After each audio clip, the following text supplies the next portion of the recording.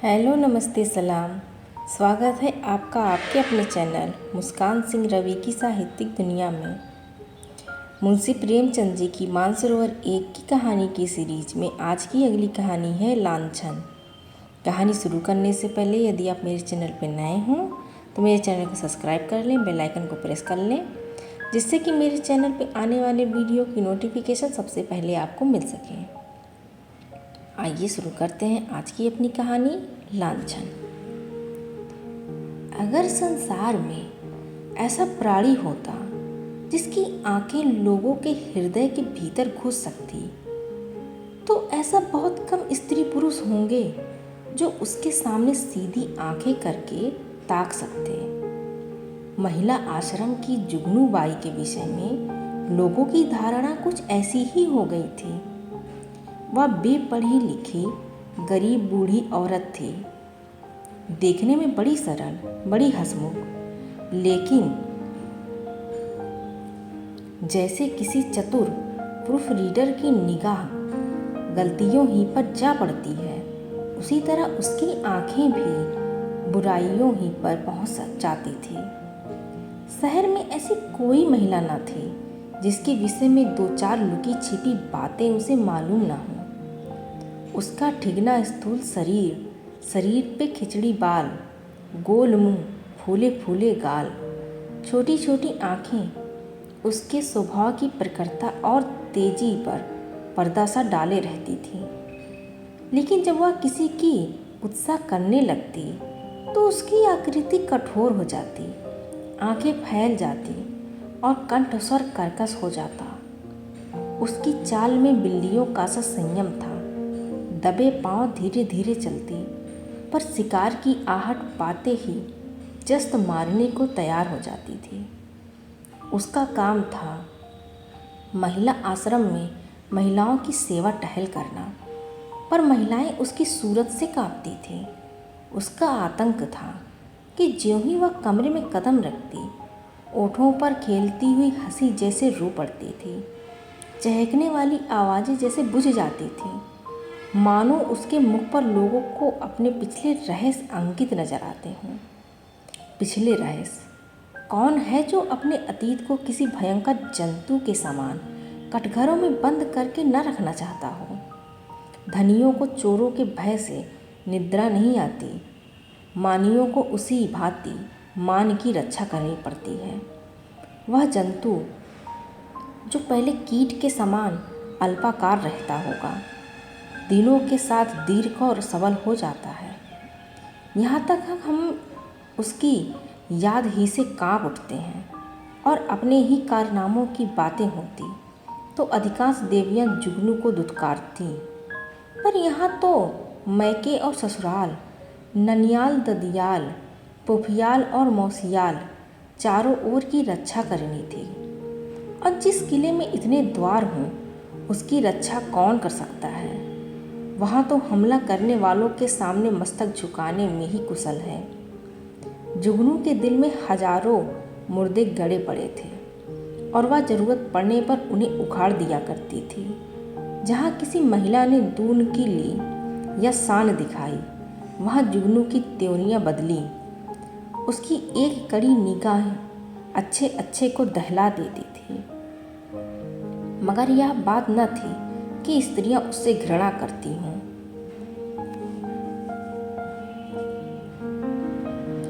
नहीं, सभी बड़े चाव से उससे मिलती और उसका आदर सत्कार करती।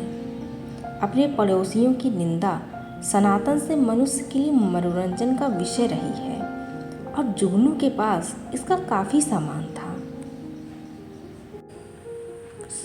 नगर में इंदुमती महिला पाठशाला नाम का एक लड़कियों का हाई स्कूल था। हाल में मिस खुर्शीद उसकी हेड मजिस्ट्रेट होकर आई थी। शहर में महिलाओं का दूसरा क्लब न था। मिस खुर्शीद का एक दिन आश्रम में आई। ऐसी ऊंचे दर्जे की शिक्षा पाई हुई आश्रम में कोई देवी न थी। उनकी बड़ी आवभगत हुई। पहले ही दिन मालूम हो गया मिस खुर्शीद के आने से आश्रम में एक नए जीवन का संचार होगा।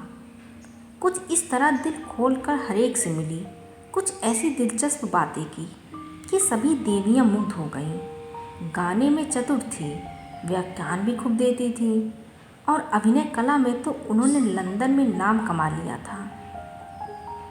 ऐसी सर्वगुण संपन्न देवी का आना आश्रम का सौभाग्य था। गुलाबी गोरा रंग, कोमल गाल, मद भरी आँखें, नए फैशन के कटे हुए केश, एक एक अंग साँचे में ढला हुआ। मादकता की इससे अच्छी प्रतिमा न बन सकती थी। चलते समय मिस खुर्शीद ने मिसेस टंडन को, जो आश्रम की प्रधान थी, एकांत में बुलाकर पूछा, वह बुढ़िया कौन है? जुगनू कई बार कमरे में आकर मिस खुर्शीद को अन्वेषण की आंखों से देख चुकी थी, मानो कोई शाहसवार किसी नई घोड़ी को देख रहा हो। मिसेस टंडन ने मुस्कुराकर कहा, यहाँ ऊपर का काम करने के लिए नौकर हुए, कोई काम हो तो बुलाऊं? मिस खुर्शीद ने धन्यवाद देकर कहा, जी नहीं, कोई विशेष काम नहीं है। मुझे चालबाज मालूम होती है। या भी देख रही हूँ कि वह सेविका नहीं स्वामिनी है। मिसेस टंडन तो जुगनू से जली बैठी थी। उनके वैधव्य को लांछित करने के लिए वह उन्हें सदा सुहागिन कहा करती थी। मिस खुर्शीद से उसकी जितनी बुराई हो सकती थी वह की और उसे सचेत रहने का आदेश दिया। मिस खुर्शीद ने गंभीर होकर कहा, तब तो भयंकर स्त्री है। तभी सब देवियां इससे कांपती हैं। आप इसे निकाल क्यों नहीं देती? ऐसी चुड़ैल को एक दिन रखना नहीं चाहिए। मिसेस टंडन ने अपनी मजबूरी बताई। निकाल कैसे दूं? जिंदा रहना मुश्किल हो जाए। हमारा भाग्य इसकी मुट्ठी में है। आपको 2-4 दिन में इसके जौहर खुलेंगे। मैं तो डरती हूँ कहीं आप भी इसके पंजे में ना फंस जाएं। इसके सामने भूल कर भी किसी पुरुष से बात न कीजिएगा। इसके गोयंदे न जाने कहाँ कहाँ लगे हुए हैं। नौकर से मिलकर भेद यह ले, डाकिये से मिलकर चिट्ठियाँ या देखे, लड़कों को फुसलाकर घर का हाल यह पूछे। इस राण को खुफिया पुलिस में जाना चाहिए था। यहाँ न जाने क्यों आ मरी। मिस खुर्शीद चिंतित हो गई, मानो इस समस्या को हल करने की फिक्र में हो। एक क्षण बाद बोली, अच्छा, मैं इसे ठीक करूँगी। अगर ना निकाल दूँ तो कहना। मिसेस टंडन, निकाल देने से ही क्या होगा? इसकी जबान तो बंद ना होगी। तब तो वह और भी निडर होकर कीचड़ फेंकेंगी। मिस खुर्शीद ने निश्चिंत स्वर में कहा, मैं इसकी जबान भी बंद कर दूंगी बहन, आप देख लीजिएगा। टके की औरत यहाँ बादशाहत कर रही है। मैं यह बर्दाश्त नहीं कर सकती। वह चली गई तो मिसेस टंडन ने जुगनू को बुलाकर कहा, इस नई मिस साहब को देख, यहाँ प्रिंसिपल हैं। जुगनू ने द्वेष भरे स्वर में कहा, आप देखें, मैं ऐसी सैकड़ों छोकरियाँ देख चुकी हूँ। आंखों का पानी जैसे मर गया हो। मिसेस टंडन धीरे से बोली, तुम्हें कच्चा ही खा जाएंगी। उनसे डरती रहना। कह गई हैं मैं इसे ठीक करके छोड़ूंगी। मैंने सोचा तुम्हें चेता दूँ, ऐसा ना हो इसके सामने कुछ ऐसी वैसी बातें कह बैठूं। जुगनू ने मानो तलवार खींचकर कहा, मुझे चेताने का काम नहीं, उन्हें चेता दीजिएगा। यहाँ का आना ना बंद कर दूँ तो अपने बाप की नहीं, वह घूमकर दुनिया देख आई है, तो यहाँ घर बैठे दुनिया देख चुकी हूँ। मिसेस टंडन ने पीठ ठोंकी, मैंने समझा दिया भाई, आगे तुम जानो, तुम्हारा काम जाने। जुगनू, आप चुपचाप देखती जाइए, कैसे तिगनी का नाच नचाती हूँ। इसने अब तक ब्याह क्यों नहीं किया? उम्र तो 30 के लगभग होगी। मिसेस टंडन ने रद्दा जमाया, कहती है मैं शादी करना ही नहीं चाहती। किसी पुरुष के हाथ क्यों अपनी आज़ादी बेचूं? जुगनू ने आंखें नचाकर कहा, कोई पूछता ही ना होगा। ऐसी बहुत सी कुंवारियाँ देख चुकी हूँ। 70 चूहे खाकर बिल्ली हज को चली और कई लौंडियाँ आ गईं और बात का सिलसिला बंद हो गया। दूसरे दिन सवेरे जुगनू मिस खुर्शीद के बंगले पर पहुंची। मिस खुर्शीद हवा खाने गई हुई थी। खान सामा ने पूछा, कहाँ से आई हो? जुगनू, यहीं रहती हूँ बेटा। मेम साहब कहाँ से आई हैं? तुम तो इनके पुराने नौकर होगे। खान सामा, नागपुर से आई हैं। मेरा घर भी वहीं है। 10 साल से इनके साथ हूँ। जुगनू, किसी ऊंचे खानदान की होंगी, वह तो रंग ढंग से ही मालूम होता है। खान सामा, खानदान तो कुछ ऐसा ऊंचा नहीं, हाँ तकदीर की अच्छी हैं। इनकी माँ अभी तक मिशन में 30 रुपये पाती हैं। यह पढ़ने में तेज थी, वजीफ़ा मिल गया, विलायत चली गई। बस तकदीर खुल गई। अब तो अपनी माँ को बुलवाने वाली हैं, लेकिन वह बुढ़िया शायद ही आए या गिरजे विरजे नहीं जाती। इससे दोनों में पटती नहीं। जुगनू, मिजाज की तेज मालूम होती हैं। खान सामा, नहीं, यूँ तो बहुत नेक हैं, गिरजे नहीं जाती। तुम क्या नौकर की तलाश में हो? करना चाहो तो कर लो। एक आया रखना चाहती हैं। जुगनू, नहीं बेटा, मैं अब क्या नौकरी करूँगी। इस बंगले में पहले जो मेम साहब रहती थीं, वह मुझ पर बड़ी निगाह रखती थी। मैंने समझा चलूँ नई मेम साहब को आशीर्वाद दे आऊँ। खान सामा, यह आशीर्वाद लेने वाली मेम साहब नहीं हैं। ऐसों से बहुत चिढ़ती हैं। कोई मांगता आया और उसे डांट बताई। कहती हैं बिना काम किए किसी को जिंदा रहने का हक नहीं है। भला चाहती तो चुपके से रह लो। जुगनू, तो या कहो इनका कोई धर्म कर्म नहीं, फिर भला गरीबों पर क्यों दया करने लगी। जुगनू को अपनी दीवार खड़ी करने के लिए काफ़ी सामान मिल गया। नीच खानदान की है, माँ से नहीं पटती, धर्म से विमुख है। पहले धावे में इतनी सफलता कुछ कम न थी। चलते चलते खान सामा से इतना और पूछा, इनके साहब क्या करते हैं? खान सामा ने मुस्कुरा कर कहा, इनकी तो अभी शादी ही नहीं हुई, साहब कहाँ से होंगे। जुगनू ने बनावटी आश्चर्य से कहा, अरे अब तक ब्याह ही नहीं हुआ? हमारे यहाँ तो दुनिया हंसने लगे। खान सामा, अपना अपना रिवाज है। इनके यहाँ तो कितनी ही औरतें उम्र भर ब्याह नहीं करती। जुगनू ने मार्मिक भाव से कहा, ऐसी कौरियों को मैं बहुत देख चुकी।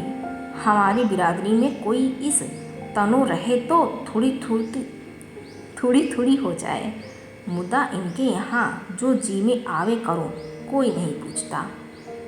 इतने में मिस खुर्शीद आ पहुँची। गुलाबी जाड़ा पड़ने लगा था। मिस साहब साड़ी के ऊपर ओवरकोट पहने हुई थी। एक हाथ में छतरी थी, दूसरे में छोटे कुत्ते की जंजीर।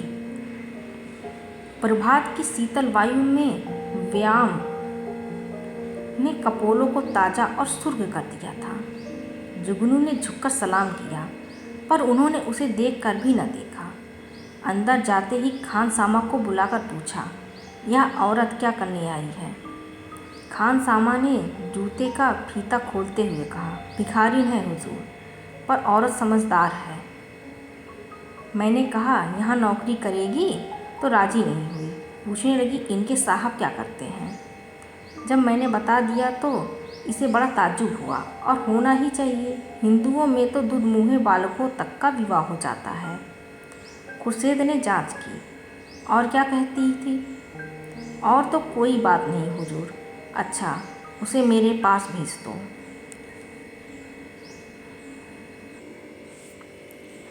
जुगनू ने ज्यों ही कमरे में कदम रखा, मिस खुर्शीद ने कुर्सी से उठकर स्वागत किया। आइए माँ जी, मैं ज़रा सैर करने चली गई थी। आपके आश्रम में तो सब कुशल है? जुगनू एक कुर्सी का तकिया पकड़कर खड़ी खड़ी बोली, कुशल है मिस साहब। मैंने कहा आपको आशीर्वाद दे आऊँ। मैं आपकी चेरी हूँ। अब कोई काम पड़े मुझे याद कीजिएगा। यहाँ अकेले तो हुजूर को अच्छा ना लगता होगा। मिस खुर्शीद, मुझे अपने स्कूल की लड़कियों के साथ बड़ा आनंद मिलता है। वह सब मेरी ही लड़कियाँ हैं। जुगनू ने मातृभाव से सिर हिलाकर कहा, यह ठीक है मिस साहब, पर अपना अपना ही है। दूसरा अपना हो जाए तो अपनों के लिए कोई क्यों रोए। सहसा एक सुंदर सजीला युवक रेशमी सूट धारण किए, जूते चरमर करता हुआ अंदर आया। मिस खुर्शीद ने इस तरह दौड़कर प्रेम से उसका अभिवादन किया मानो जामे में फूली न समाती हूँ। जुगनू उसे देखकर कोने में दुबक गई। खुर्शीद ने युवक से गले मिलकर कहा, प्यारे, मैं कब से तुम्हारी राह देख रही हूँ। जुगनू से, माँ जी आप जाएं, फिर कभी आना। यह हमारे परम मित्र विलियम किंग हैं। हम और यह बहुत दिनों तक साथ साथ पढ़े हैं। जुगनू चुपके से निकलकर बाहर आई। खान सामा खड़ा था। पूछा, यह लौंडा कौन है? खान सामा ने सिर हिलाया। मैंने इसे आज ही देखा है। शायद आप अब कुंवारापन से जी उबा। अच्छा तरफदार जवान है। जुगनू, दोनों इस तरह टूटकर गले मिले हैं कि मैं तो लाज के मारे गड़ गई। ऐसा चूमा चाटी तो जोरू खसम में नहीं होता। दोनों लिपट गए। लौंडा तो मुझे देखकर कुछ झिझकता था, पर तुम्हारी मिस साहब तो जैसे मतवाली हो गई थी। खान सामा ने मानो अमंगल के आभास से कहा, मुझे तो कुछ बेडम मामला नजर आता है। जुगनू तो यहाँ से सीधे मिसेस टंडन के घर पहुँची। इधर मिस खुर्शीद और युवक में बातें होने लगी। मिस खुर्शीद ने कहा मारकर हंसा, तुमने अपना पार्ट खूब खेला लीला। बुढ़िया सचमुच चौंधिया गई। लीला, मैं तो डर रही थी कि बुढ़िया भाप न जाए। मिस खुर्शीद, मुझे विश्वास था वह आज ज़रूर आएगी। मैंने दूर ही से उसे बरामदे में देखा और तुम्हें सूचना दी। आज आश्रम में बड़े मज़े रहेंगे। जी चाहता है महिलाओं की कनफुसकियाँ सुनती। देख लेना, सभी उसकी बातों पर विश्वास करेंगी। लीला, तुम भी तो जानबूझकर दलदल में पाँव रख रही हो। मिस खुर्शीद, मुझे अभिनय में मज़ा आता है, दिल लगी रहेगी। बुढ़िया ने बड़ा जुल्म कर रखा है, ज़रा उसे सबक देना चाहती हूँ। कल तुम इसी वक्त इसी टाट से फिर आना। बुढ़िया कल फिर आवेगी। उसके पेट में पानी ना हजम होगा। नहीं, ऐसा क्यों? जिस वक्त वह आएगी मैं तुम्हें खबर दूंगी। बस तुम छैला बनी हुई पहुंच जाना। आश्रम में उस दिन जुगनू को दम मारने की फुर्सत न मिली। उसने सारा वृत्तांत मिसेस टंडन से कहा। मिसेस टंडन दौड़ी हुई आश्रम पहुंची और अन्य महिलाओं को खबर सुनाई। जुगनू उसकी तस्दीक करने के लिए बुलाई गई। जो महिला आती वह जुगनू के मुंह से यह कथा सुनती। हर एक रिहर्सल में कुछ कुछ रंग और चढ़ जाता। यहाँ तक कि दोपहर होते होते सारे शहर के सभ्य समाज में वह खबर गूंज उठी। एक देवी ने पूछा, वह युवक कौन था? मिसेस टंडन, सुना तो उनके साथ का पढ़ा हुआ है। दोनों में पहले से कुछ बातचीत रही होगी। वही तो मैं कहती थी कि इतनी उम्र हो गई या कुंवारी कैसे बैठी हैं। अब कलई खुली। जुगनू, और कुछ हो या ना हो, जवान तो बांका है। टंडन, यह हमारी विद्वान बहनों का हाल है। जुगनू, मैं तो उसकी सूरत देखते ही ताड़ गई थी। धूप में बाल नहीं सफ़ेद किए हैं। टंडन, कल फिर जाना। जुगनू, कल नहीं, मैं आज रात ही को जाऊंगी। लेकिन रात को जाने के लिए कोई बहाना ज़रूरी था। मिसेस टंडन ने आश्रम के लिए एक किताब मंगवा भेजी। रात को 9 बजे जुगनू मिसेस खुर्शीद के बंगले पर जा पहुंची। संयोग से लीलावती उस वक्त मौजूद थी। बोली, बुढ़िया तो बेतरा पीछे पड़ गई। मिसेस खुर्शीद, मैंने तुमसे कहा था उसके पेट में पानी न पचेगा। तुम जाकर रूप भर आओ। तब तक मैं बातों में लगाती हूँ। शराबियों की तरह अंट-संट बकना शुरू करना। मुझे भगा ले जाने के प्रस्ताव भी करना। बस यूँ बन जाना जैसे अपने होश में नहीं हो। लीला मिशन में डॉक्टर थी। उसका बंगला भी पास ही था। वह चली गई। तो मिस खुर्शीद ने जुगनू को बुलाया। जुगनू ने एक पुर्जा उसको देकर कहा, मिसेस टंडन ने यह किताब मांगी है। मुझे आने में देर हो गई। मैं इस वक्त आपको कष्ट न देती, पर सवेरे ही वह मुझसे मांगेंगी। हजारों रुपए महीने की आमदनी है मिस साहब, मगर एक एक कौड़ी दांत से पकड़ती हैं। इनके द्वार पर भिखारी को भीख तक नहीं मिलती। मिस खुर्शीद ने पुर्जा देखकर कहा, इस वक्त तो यह किताब नहीं मिल सकती, सुबह ले जाना। तुमसे कुछ बातें करनी है, बैठो, मैं अभी आती हूँ। वह पर्दा उठाकर पीछे के कमरे में चली गई और वहाँ से कोई 15 मिनट में एक सुंदर रेशमी साड़ी पहने, इत्र में बसी हुई, मुंह पर पाउडर लगाए निकली। जुगनू ने उसे देखा, आंखें फाड़कर देखा। ओहो, यह श्रृंगार! शायद इस समय वह लौंडा आने वाला होगा, तभी यह तैयारियां हैं। नहीं, सोने के समय कुंवारियों को बनाव संवार की क्या जरूरत। जुगनू की नीति में स्त्रियों के श्रृंगार का केवल एक उद्देश्य था, पति को लुभाना। इसलिए सुहागिनों के सिवा श्रृंगार और सभी के लिए वर्जित था। अभी खुर्शीद कुर्सी पर बैठने भी न पाई थी कि जूतों का चरमर सुनाई दिया और एक क्षण में विलियम किंग ने कमरे में कदम रखा। उसकी आंखें चढ़ी हुई मालूम होती थी और कपड़ों से शराब की गंध आ रही थी।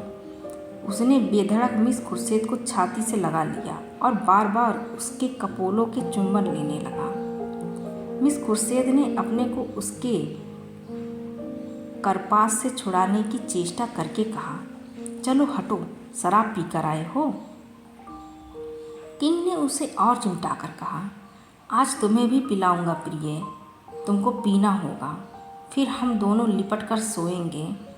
नशे में प्रेम कितना सजीव हो जाता है, इसकी परीक्षा कर लो। मिस खुर्शीद ने इस तरह जुगनू की उपस्थिति का उसे संकेत किया कि जुगनू पर नज़र पड़ जाए, पर किंग नशे में मस्त था, जुगनू की तरफ देखा ही नहीं। मिस खुर्शीद ने रोष के साथ अपने को अलग करके कहा, तुम इस वक्त आपे में नहीं हो, इतने उतावले क्यों हो जाते हो? क्या मैं कहीं भागी जा रही हूँ? किंग, इतने दिनों से चोरों की तरह आया हूँ, आज से मैं खुले खजाने आऊँगा। खुर्शीद, तुम तो पागल हो रहे हो, देखते नहीं हो कमरे में कौन बैठा हुआ है? किंग ने हकबका कर जुगनू की तरफ देखा और झिझक कर बोला, यह बुढ़िया यहाँ कब आई? तू यहाँ क्यों आई बुढ़ी? शैतान की बच्ची, यहाँ भेद लेने आती है, हमको बदनाम करना चाहती है। मैं तेरा गला घोट दूंगा। ठहर, भागती कहाँ है? मैं तुझे जिंदा न छोड़ूंगा। जुगनू बिल्ली की तरह कमरे से निकली और सिर पर पांव रखकर भागी। उधर कमरे में कहे उठ उठकर छत को हिलाने लगे। जुगनू उसी वक्त मिस टंडन के घर पहुंची। उसके पेट में बुलबुले उठ रहे थे, पर मिसेस टंडन सो गई थी। वहाँ से निराश होकर उसने कई दूसरे घरों की कुंडी खटखटाई, पर कोई द्वार न खुला और दुखिया को सारी रात इसी तरह काटनी पड़ी, मानो कोई रोता हुआ बच्चा गोद में हो। प्रातःकाल वह आश्रम जा कूदी। कोई आधा घंटे में मिसेस टंडन भी आई। उन्हें देखकर उसने मुंह फेर लिया। मिसेस टंडन ने पूछा, रात क्या तुम मेरे घर आई थी? इस वक्त मुझसे महाराज ने कहा। जुगनू ने विरक्त भाव से कहा, प्यासा ही तो कुएं के पास जाता है, कुआं थोड़े ही प्यासे के पास आता है। मुझे आग में झोंककर आप दूर हट गई। भगवान ने मेरी रक्षा की, नहीं कल जान ही गई थी। मिसेस टंडन ने उत्सुकता से कहा, क्या हुआ? क्या कुछ तो कहो, मुझे तुमने जगाया क्यों नहीं? तुम तो जानती हो मेरी आदत सवेरे सो जाने की है। महाराज ने घर में घुसने ही न दिया, जगह कैसे लेती? आपको इतना तो सोचना चाहिए था कि वह वहाँ गई है तो आती होगी, घड़ी भर बाद ही सोती तो बिगड़ क्या जाता, पर आपको किसी की क्या परवाह। तो क्या हुआ? मिस खुर्शीद मारने दौड़ी? वह नहीं मारने दौड़ी, उनका वह खसम है, वह मारने दौड़ा। लाल आंखें निकाले आया और मुझसे कहा, निकल जा। अब तक मैं निकलूं तब तक हंटर खींचकर दौड़ा ही तो पड़ा, मैं सिर पर पाँव रखकर न भागती तो चमड़ा उधेड़ डालता और वह रान बैठी तमाशा देखती रही। दोनों में पहले से सधी बधी थी। ऐसी उल्टाओं का मुंह देखना पाप है। बिस्वा भी इतनी निर्लज्ज न होगी। जरा देर में और देवियाँ पहुँचीं। यह वृत्तांत सुनने के लिए सभी उत्सुक हो रही थी। जुगनू की कैंची अविशांत रूप से चलती रही। महिलाओं को इस वृत्तांत में इतना आनंद आ रहा था कि कुछ न पूछो। एक एक बात को खोद खोद कर पूछती। घर में काम धंधे भूल गए, खाने पीने की सुधि भी न रही और एक बार सुनकर उनकी तृप्ति न होती थी। बार बार वही कथा नए आनंद से सुनती थी। मिसेस टंडन ने अंत में कहा, हमें आश्रम में ऐसी महिलाओं को लाना अनुचित है। आप लोग इस प्रश्न पर विचार करें। मिसेस पांड्या ने समर्थन किया। हम आश्रम को आदर्श से गिराना नहीं चाहते। मैं तो कहती हूँ ऐसी औरत किसी संस्था की प्रिंसिपल बनने के योग्य नहीं। मिसेस बांगड़ा ने फरमाया, जुगनू बाई ने ठीक कहा था। ऐसी औरत का मुंह देखना भी पाप है। उससे साफ कह देना चाहिए, आप यहाँ तशरीफ़ न लावें। अभी यह खिचड़ी पक रही थी कि आश्रम के सामने एक मोटर आकर रुकी। महिलाओं ने सिर उठा उठाकर देखा। गाड़ी में मिस खुर्शीद और विलियम किंग बैठे हुए थे। जुगनू ने मुंह फैलाकर हाथ से इशारा किया, वही लौंडा है। महिलाओं का संपूर्ण समूह चिक के सामने आने के लिए विकल हो गया। मिस खुर्शीद ने मोटर से उतरकर हुंड बंद कर दिया और आश्रम के द्वार की ओर चली। महिलाएं भाग भागकर अपनी अपनी जगह आ बैठीं। मिस खुर्शीद ने कमरे में कदम रखा। किसी ने स्वागत न किया। मिस खुर्शीद ने जुगनू की ओर निसंकोच आंखों से देखकर मुस्कुराते हुए कहा, कहिए बाई जी, रात आपको चोट तो नहीं आई? जुगनू ने बहुतेरी दीदा दिलेरी स्त्रियां देखी थी, पर इस ढिठाई से उसे चकित कर दिया था। चोर हाथ में चोरी का माल लिए शाह को ललकार रहा था। जुगनू ने ऐंठ कर कहा, जी ना भरा हो तो अब पिटवा दो, सामने ही तो हूँ। खुर्शीद, वह इस वक्त तुमसे अपना अपराध क्षमा कराने आए हैं। रात वह नशे में थे। जुगनू ने मिसेस टंडन की ओर देखकर कहा, और आप भी तो कुछ कम नशे में नहीं थीं। खुर्शीद ने व्यंग समझकर कहा, मैं आज तक कभी नहीं पी, मुझ पर झूठा इल्ज़ाम मत लगाओ। जुगनू ने लाठी मारी। शराब से भी बड़े नशे की चीज़ है कोई, वह उसी नशे होगा। उन महाशय को पर्दे में क्यों ढक दिया? देवियाँ भी तो उनकी सूरत देखती। मिस खुर्शीद ने शरारत की। सूरत तो उनकी लाख दो लाख में एक है।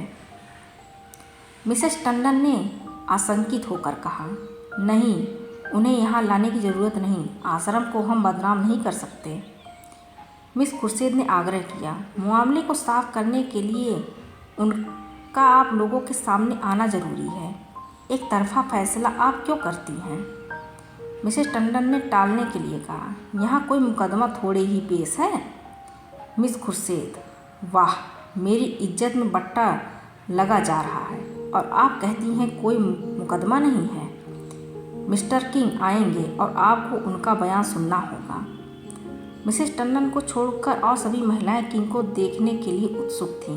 किसी ने विरोध न किया। खुर्शीद ने द्वार पर आकर ऊंची आवाज़ में कहा, तुम जरा यहाँ चले आओ। हुड खुला और मिस लीलावती रेशमी साड़ी पहने मुस्कुराती हुई निकल आई। आश्रम में सन्नाटा छा गया। देवियाँ विस्मित आंखों से लीलावती को देखने लगी। जुगनू ने आंखें चमकाकर कहा, उन्हें कहाँ छिपा दिया आपने? खुर्शीद छू मंतर से उड़ गए, जाकर गाड़ी में देख लो। जुगनू लपक कर गाड़ी के पास गई और खूब देखभाल कर मुंह लटकाए हुए लौटी। मिस खुर्शीद ने पूछा, क्या हुआ, मिला कोई? जुगनू, मैं या तिरिया चरित्र क्या जानूं? लीलावती को गौर से देखकर, और मर्दों को साड़ी पहनाकर आंखों में धूल झोंक रही हो, यही तो है वह रात वाले साहब। खुर्शीद, खूब पहचानती हो। जुगनू, हाँ हाँ, क्या अंधी हूँ? मिसेस टंडन, क्या पागलों सी बातें करती हो जुगनू, या तो डॉक्टर लीलावती हैं। जुगनू उंगली चमकाकर, चलिए चलिए लीलावती हैं, साड़ी पहनकर औरत बने लाज भी नहीं आती। तुम रात को इनके घर नहीं थे? लीलावती ने विनोद भाव से कहा। मैं कब इनकार कर रही हूँ, इस वक्त लीलावती हूँ, रात को विलियम किन बन जाती हूँ, इसमें बात ही क्या है। देवियों को अब यथार्थ की लालिमा दिखाई दी। चारों तरफ कहकहे पड़ने लगे। कोई तालियां बजाती थी, कोई डॉक्टर लीलावती की गर्दन से लिपट जाती थी, कोई मिसेस खुर्शीद की पीठ पर थपथपकी देती थी। कई मिनट तक हू हक मचा रहा। जुगनू का मुंह लालिमा में बिल्कुल जरा सा निकल आया, जबान बंद हो गई। ऐसा चरका उसने कभी न खाया था, इतनी जलील कभी ना हुई थी। मिसेज मेहरा ने डांट बताई। अब बोलो दाई, लगी मुंह में काली की नहीं। मिसेज बांगड़ा इसी तरह आपको बदनाम करती है। लीलावती, आप लोग भी तो जो यह कहती है उस पर विश्वास कर लेती हैं। इस हरबोंग में जुगनू को किसी ने जाते न देखा। अपने सिर पर यह तूफान उठते देख उसे चुपके से सरक जाने में ही अपनी कुशल मालूम हुई। पीछे के द्वार से निकली और गलियों गलियों भागी। मिस खुर्शीद ने कहा, जरा उससे पूछो मेरे पीछे क्यों पड़ गई थी। मिसेस टंडन ने पुकारा, पर जुगनू कहाँ। तलाश होने लगी, जुगनू गायब। उस दिन से शहर में फिर किसी ने जुगनू की सूरत नहीं देखी। आश्रम के इतिहास में यह मामला आज भी उल्लेख और मनोरंजन का विषय बना हुआ है। आज की कहानी बस इतनी सी। मिलते हैं अगली किसी कहानी के साथ। Thank you for watching and don't forget to subscribe. Thank you.